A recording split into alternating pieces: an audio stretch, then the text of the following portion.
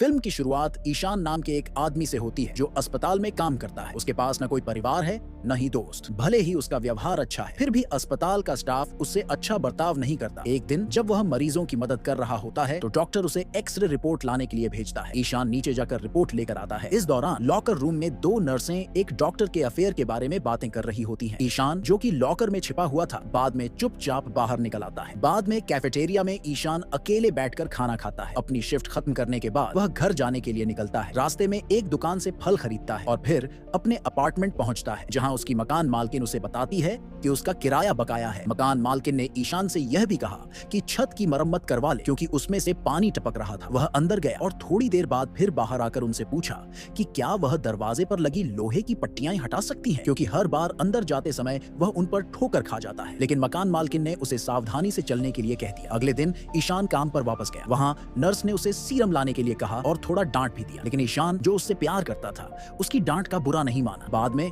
वह चुपके से मुर्दा घर में गया और यह सुनिश्चित करने के बाद कि कोई उसे देख नहीं रहा, उसने एक महिला के शव को बाहर निकाला और उस पर से कवर हटा दिया। कवर हटाने के बाद उसने उस शरीर को छूना शुरू किया और उससे बातें करने लगा। ये वही महिला थी जो दिल की सर्जरी से बच नहीं पाई थी। ईशान उसे पूछता है कि क्या उसके बच्चे हैं, क्या उसका कोई परिवार है, और यह कहते हुए रोने लगता है। ईशान ने शव से माफी मांगते हुए उसे शांत करने की कोशिश की और फिर उसके साथ अंतरंग होने लगा। इसके बाद वह अपने अपार्टमेंट वापस लौटा, जहां उसकी मकान मालकिन उसका इंतजार कर रही थी। उसने उससे पूछा कि क्या वह आजकल बहुत ज्यादा काम कर रहा है, क्योंकि वह आज देर से आया था। फिर उसने उसे याद दिलाया कि उसने पोस्ट बॉक्स से बिल नहीं निकाले हैं। ईशान ने कहा कि वह निकाल लेगा और अपने घर चला गया। वहां पहुंचकर उसने एक बॉक्स निकाला और अपनी जेब से प्लास्टिक बैग में रखे कुछ बाल निकालकर बाकी बैग्स में डाल दिए। इस बीच एक नाइट क्लब में एक युवती शराब पी रही थी और ड्रग्स ले रही थी। दूसरी तरफ ईशान को रात में एक फोन आया, लेकिन उसने कॉलर से कहा कि उसने गलत नंबर मिलाया है और फोन काट दिया। अगले दिन अस्पताल में एक घायल मरीज आया और जिस नर्स से ईशान जुनूनी था वह तैयार हो रही थी। ईशान एक बार फिर लॉकर रूम में छिपकर नर्स का पीछा कर रहा था। उसके जाने के बाद उसने उसका लिपस्टिक उठाया और अपने पास रख लिया। काम के बाद ईशान घर जाकर टीवी देखते हुए खाना खाने लगा। दूसरी ओर नाइट क्लब में वही लड़की फिर से नाच और शराब पी रही थी। वह बाहर आई और लड़खड़ाते हुए चलने लगी। चलते चलते उसने कुछ स्ट्रीट आर्ट देखा और उसे देखने के लिए रुकी, लेकिन अचानक उसका सिर घूमने लगा और वह जमीन पर गिर पड़ी। जमीन पर गिरते ही उसके शरीर में हल्का कंपन हुआ और पता चला कि उसने शायद ओवरडोज ले लिया था, जिससे उसकी मौत हो गई। अस्पताल में ईशान डॉक्टर के ऑफिस में गया और वहां स्टेथोस्कोप निकाला। ईशान ने स्टेथोस्कोप लगाकर अपनी दिल की धड़कन सुनी और फिर कमरे में घूमते हुए वहां की चीजों को छूने और देखने लगा। उस रात बाद में ईशान ने एक स्नैक लिया और डॉक पर जाकर आतिशबाजी देखते हुए बैठा रहा। इसके बाद वह वापस अस्पताल गया और कैफेटेरिया में बैठकर खाना खाने लगा। उसके सामने एक नर्स बैठी थी और वह उसे लगातार घूरता रहा, जिससे वह असहज हो गई। बाद में जब वह सर्जरी रूम साफ कर रहा था तो उसने एक मेटल प्लेट पर अपना प्रतिबिंब देखा। उसने अपने बाएं आंख में मौजूद काले धब्बे को देखा और अपने उंगलियों को खून में डुबोकर उसे अपने दाएं आंख पर लगाया। उसने कैंची उठाई मानो उस धब्बे को काटने वाला हो, लेकिन खुद को रोक लिया। जैसे ही वह बाहर निकला उसने देखा कि एक और मरीज मर रहा है और वह फाइल में काम करने लगा। ईशान ने फाइल कैबिनेट में काम करते हुए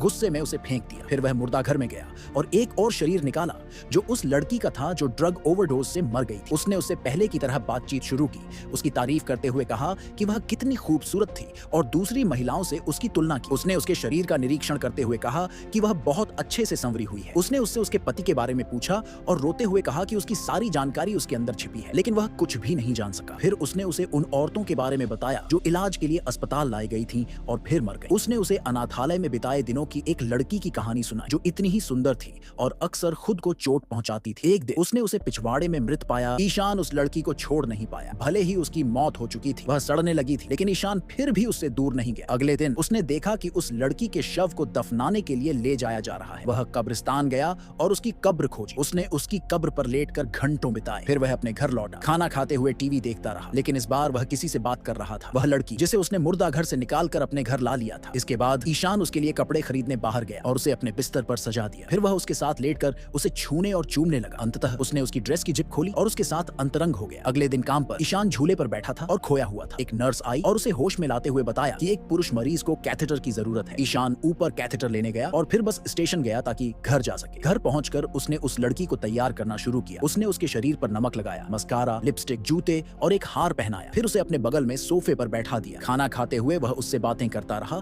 और कहता रहा कि आज वह बहुत खूबसूरत लग रही है। तभी किसी ने दरवाजे पर दस्तक दी। ईशान ने दरवाजा खोला तो उसकी मकान मालकिन खड़ी थी। उसने पूछा कि क्या घर में कोई मेहमान है, क्योंकि उसने अंदर से आवाजें सुनी थी। उसने कहा कि वह उसे खुद ही कर ले। उसने उसे याद दिलाया कि यह उसका काम है, लेकिन ईशान ने डॉक्टर के साथ उसके अफेयर का इशारा करते हुए कहा कि वह उस पर ध्यान न। इसके बाद ईशान ने अगले दिन काम पर वापस जाकर नर्स के बैग से फाउंडेशन निकाला और उसे अपने घर लाकर लाश पर लगाया ताकि काले सड़ते धब्बों को छिपाया जा सके। रात को उसने लाश को बाहर निकाला और नाव पर ले गया। अगली सुबह एक नर्स ने उसे बुलाया और कुछ हार्मोन टेस्ट के नतीजे चेक करने के लिए कहा। ईशान ने फिर से उसे खुद करने के लिए कहा, यह संकेत देते हुए कि वह उसकी व्यक्तिगत समस्याओं में दखल नहीं देना चाहता था। उसने कहा कि वह अपने कुत्ते को टहला रहा था, लेकिन उसके मन में डर था कि वह सच नहीं बोल रहा है। जब वह घर पहुंचा तो उसने अपने द्वारा खरीदे गए सभी कपड़े निकाले और लाश को तैयार किया। फिर उसने लाश को बाहर निकाला और उसे झूले पर बैठाया। बाद में जब वह लाश को वापस ले जा रहा था तो सीढ़ियों पर चढ़ते समय उसकी मकान मालिक उसके दरवाजे के पास आए और उससे पूछा कि वह आधी रात को बाहर क्यों खड़ा है। उसने झूठा बहाना बनाते हुए कहा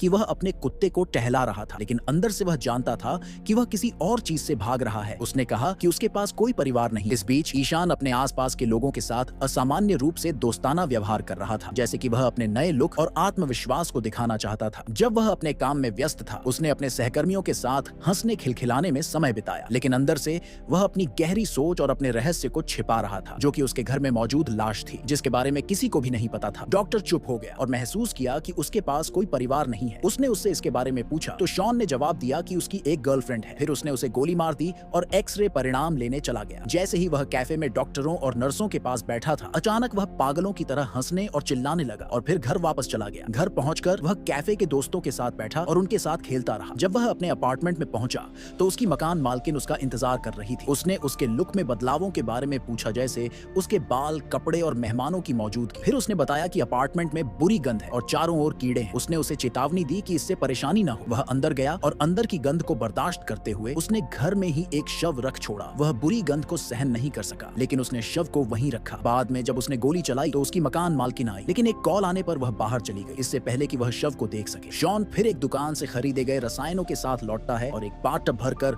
उसमें शव को डाल देता है। जब वह वहां से चला जाता है तो अचानक महिला बाथटब से ऊपर उठती है। अगली सुबह शॉन अलार्म की आवाज से जागता है और यह सोचकर चिंतित हो जाता है कि यह सिर्फ एक बुरा सपना था। वह जाकर शव की जांच करता है और देखता है कि शव अब भी सड़ रहा है और स्थिति में कोई बदलाव नहीं आया है। ठीक उसी समय उसकी मकान मालकिन आती है और बताती है कि पूरे स्थान पर शराब की बदबू है। वह उससे पूछती है कि क्या उसने शराब पीना शुरू कर दिया है। शॉन ने बताया कि यह शराब उस बाथटब से आई है जिसमें उसने शव रखा था। वह अस्पताल में आया और दरवाजा जोर से बंद कर दिया। उसने फिर एक फ्रिज खरीदने का फैसला किया और चेक किया कि क्या वह उसमें समा सका है। बिक्री कर्मी ने बताया कि और भी किफायती विकल्प हैं, लेकिन उसने बड़े फ्रिज को खरीदने का फैसला किया। फिर उसकी मकान मालकिन फिर आई और पूछा कि उसने इतना बड़ा फ्रिज क्यों खरीदा, लेकिन उसने उसे नजरअंदाज कर दिया और दरवाजा बंद कर दिया। इसके बाद उसने शव को फ्रिज में रख दिया। अगले दिन शॉन डॉक्टरों और नर्सों के एक समूह को कॉफी लाया और कहा कि यह उसकी ओर से है। उनकी ओर से धन्यवाद देने के बजाय उन्होंने मजाक करते हुए कहा कि अगर कॉफी में कुछ गलत भी था तो वे अस्पताल में सुरक्षित हैं। बाद में शॉन एक डॉक्टर के साथ बैठा था और चाय पी रहा था। डॉक्टर ने उससे पूछा कि उसकी गर्लफ्रेंड कैसी है और शॉन ने बताया कि सब ठीक है, लेकिन उसकी बातें धीरे धीरे और अजीब होती जा रही थी। डॉक्टर ने शॉन से पूछा कि उसकी गर्लफ्रेंड के लिए उसने कल फूल खरीदे थे। फिर डॉक्टर ने उसे सफेद डेजी खरीदने का सुझाव दिया। रात के समय शॉन ने अपने घर पर फूल लाए, जहां उसकी मकान मालकिन दरवाजे पर उसका इंतजार कर रही थी। उसने उससे पूछा कि उसने ताले क्यों बदल दिए और चेतावनी दी कि अगर उसने उसे अगली सुबह चाबी नहीं दी तो वह उसे पुलिस में रिपोर्ट कर देगी कि वह व्यभिचार कर रहा है। शॉन ने उसे कहा कि वह उसे कल दे देगा। फिर अंदर चला गया और फूलों को शव के पास रख दिया। वह शव से पागलों की तरह बातें करने लगा, यह कहते हुए कि वे साथ में भाग जाएंगे और उसे उससे प्यार है। अपनी बेताब बातें करने के बाद जब वह नीचे जाने की कोशिश करने लगा तो उसे पता चला कि मकान मालकिन ने लोहे की ग्रिल को बंद कर दिया है और उसे एहसास हुआ कि वह अंदर फंस गया है।